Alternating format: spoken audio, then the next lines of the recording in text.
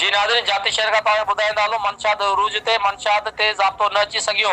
वॾे नाले वारो डीलर वाब खान पठान जे दुकान ते मंशयात मटेरियल जो हर मोतमार पतियूं सुपारियूं काथा ऐं ज़हरीलो मसालो सरेआम विकिरो थियण लॻो।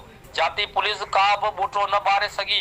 जसकम अॻवान शाहीन न्यूज़ सां ॻाल्हाईंदे चयो, मंशयात जो कारोबार है, यो कारोबार उरूज ते है, यो आखिर कारोबार कंहिंजी सरपरस्ती में है।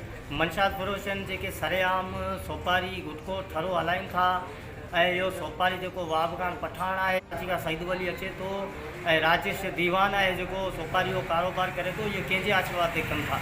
ऐं इहो गुटको जेको हले थो सरेआम जाती शहर में हले थो, चौकनि ते चौराहनि ते हले थो। आख़िर पुलिस असां SSP साहब ख़ामोश छो आहे, SHO जाती ख़ामोश छो आहे? या त ईअं आहे ते वॾियूं मंत्रियूं ॾियनि था ऐं जेको सईद वाली सरेआम गाॾी भरे अचे थो, सरेआम लाहे थो थाणे जाती जे साम्हूं गेट जे, ऐं उहा सोपारी लहे थी, पुलिस जी सरपरस्ती में लहे थी। ऐं अहलादारनि खे इहा अपील थो कयां त ख़ुदा रा मुज़ी मर्द मां असांजी जान छॾाई वञे। मंशयात फरोश जेके वाब खान पठान